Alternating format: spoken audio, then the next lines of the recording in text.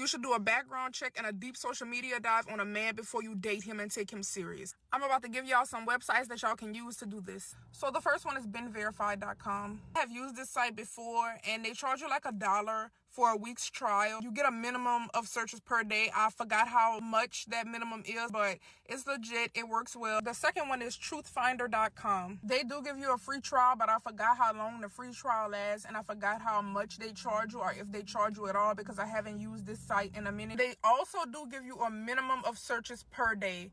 I forgot that minimum as well. The two websites that I mentioned prior are used to do background checks, but I'm about to give y'all another website that you can use to do a reverse image search for social media. The website that you can use to do a reverse image search is facecheck.id.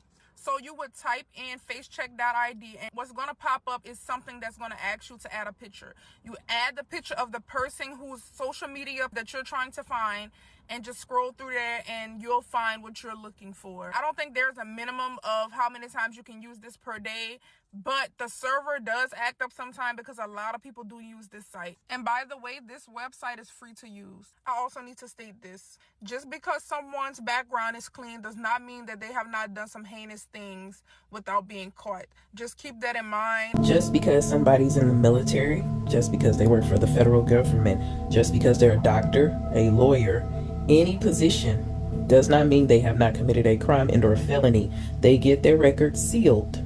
And when they have money, they're able to get things removed like they never happened, as you can see with this administration. So with that being said, if you're serious about somebody like marriage or moving them in, I would get a PI.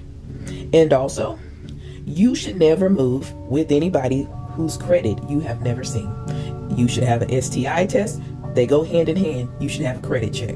You should be talking about finances. Someone got in my comments and said, well, they deceived me and their moms helped because they were a narcissist. That's why you do a credit check. That's why. You're going to see who co-signed what, and why is this person always co-signing for you? What's going on with that? Oh, did you do, what's going on with this? You ask questions. You become a finance person. A financially stable person will never have to stay with you because they're financially stable. They prepare for A, B, C, D hard times. And if they didn't, that means they will never have the oversight to take care of you. So you should never be moving a man, woman, whoever, a man in your house with your children. That is dangerous. He can pay for you to have another property and y'all meet there. Or y'all get a place together. But if he has to move in with you because he just can't afford it and you already have children, where do you think this is going to go? And even if you say, well, he's going to get on his feet and he's helped me out and all that, you can take that chance. But don't say you haven't been warned. I have seen countless women pay in these courts, end up losing their assets and everything. You've seen them in the news.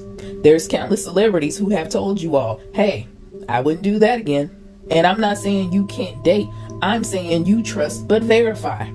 You can even get people's tax information. I work for the IRS. Like, there are things you should know before you move in or do these things. And it's like you all just, oh, like you are grown with children, especially in your 30s, 40s, 50s, and 60s. Like, I don't even want to hear the stories anymore. I don't have the empathy, because when I say, well, why didn't you do that? You roll your eyes. Oh, I don't want to be alone. Then you clearly want to be poor and broke.